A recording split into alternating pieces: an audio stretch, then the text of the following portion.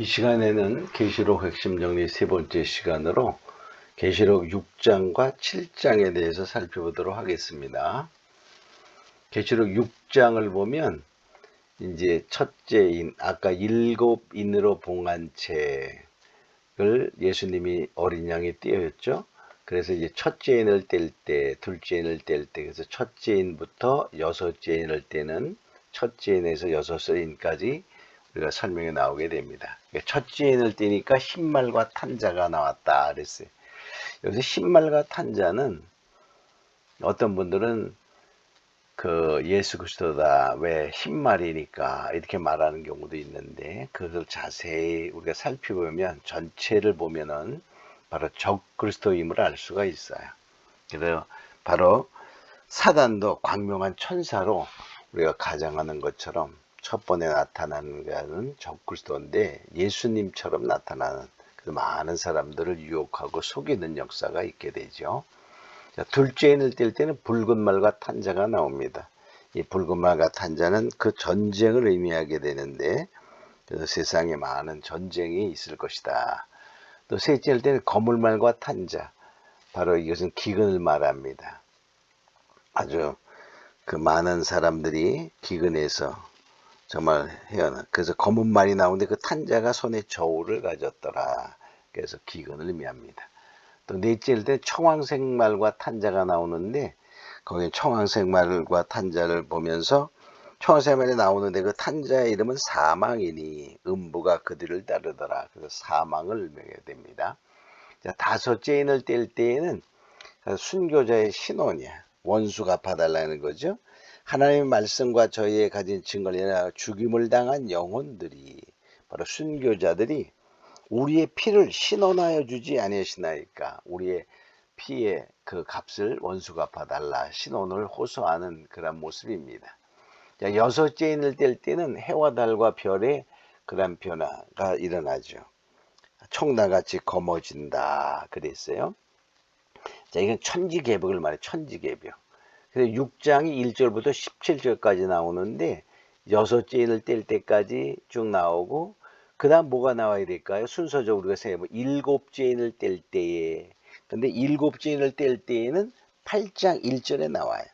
8장 1절에 보면 일곱째인을 떼실 때에 하늘이 반시 동안 고요하더니 이렇게 일곱째인을 떼는 것은 8장 1절이거든요. 그럼 7장은 이 인과 관계없이 어떠한 새로운 내용이 되는 거예요. 그래서 7장은 삽입계시라 이렇게 우리가 보게 됩니다. 그래서 7장은 삽입계시로서 어디다 놓아도 우리가 관계없는 그러한 모습에, 그래서 7장에는 바로 하나님의 입맞은 자 14만 4천에 나오고 흰옷 입은 무리, 그들은 뭐냐 환난 가운데서 나오는 자들인데 어린 양의 피에 옷을 씻어 깨끗하게 한 그러한 환난을 이기고 나오는 자들이다 이렇게 말하고 있습니다.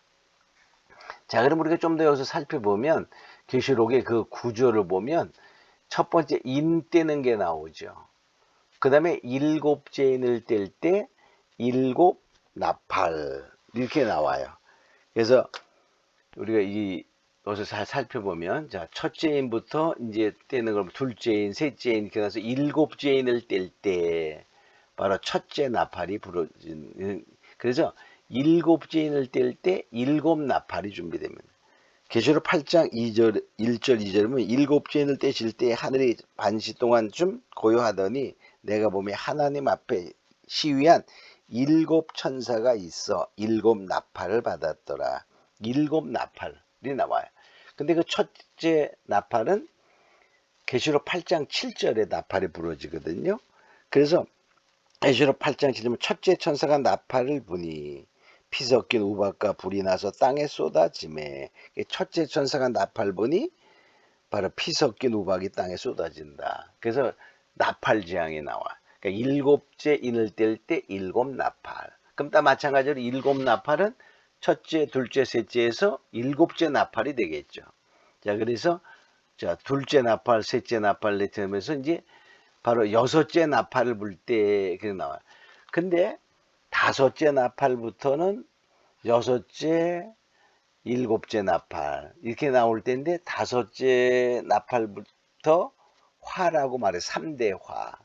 그래서 넷째 나팔까지 부러지고 다섯째, 여섯째, 일곱째 나팔에 부러질 때 화가 있으리로다 이렇게 말해. 그래서 첫째 나팔은 이제 일반적인 재앙이고 그 네 재앙이 내린 후에 큰 화가 있는데 그게 다섯째 나팔부터 화라. 그래서 다섯째 나팔은 황충의 환란, 여섯째 나팔은 바로 온 세계가 전쟁에 휩쓸리는 그런 핵전쟁과 같은 흔히 3차 세계대전이라 하는 그러한 전쟁. 또 일곱째 나팔 불 때에는 일곱 대접재앙이라 그렇게 되죠. 그래서 우리가 여섯째 천사가 나팔 불 때 유브라데 강가에 있는 네 천사가 놓아져서 2억의 군대가 모여하는 전쟁을 하고 그 과정 중에서 내용이 11장 14절로 연결이 됩니다. 근데 그 이유는 이래요. 다섯째 천사가 나팔 부는 것이 9장에 나오는데 계시록 9장에 다섯째 천사가 나팔에서 황충의 환란이 나와요. 그런 다음에 그 내용이 나온 다음에 계시록 9장 12절에 보면 첫째 화는 지나갔으니 보라 아직 이후에 화 둘이 있으리로다. 다섯째 천사가 나팔 불 때 첫째 화, 그리고 첫째 화는 지나갔으니 이렇게만 나오면 여섯째 나팔은 둘째 화거든요. 그럼 여섯째에 나팔 불 때 재앙의 내용이 9장 22절까지 나와요. 그럼 그 다음에 뭐라고 말해 연결돼야 되죠?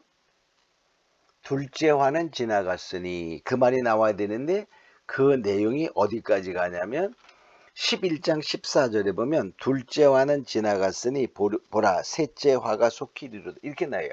그래서 바로 9장 21절에서 11장 14절로 연결되는 거예요. 그럼 그 사이에 있는 10장은 뭐냐? 아까 7장과 같이 삽입계시가 되는 거예요. 자, 그래서 이제 그럼 일곱째 나팔은 그럼 어떻게 되죠? 둘째 화는 지나갔으니 이제 셋째 화가 이르로다. 그리고 11장 15절에 일곱 전세가 나팔 불매 이렇게 나와요. 일곱 전세가 나팔 불매. 응? 자, 그래서 그것이 바로 계시록 11장 15절에 나오는 거예요. 그 다음에 그럼 뭡니까? 둘째 대접, 셋째 대접 이렇게 나와야 되는데 바로 요것이 안 나오고 첫째 대접 재앙은 16장 2절부터 시작이 됩니다. 그러면 그 12장, 13장, 14장 이건 뭐냐? 마찬가지로 삽입계시가 되는 거예요. 삽입계시.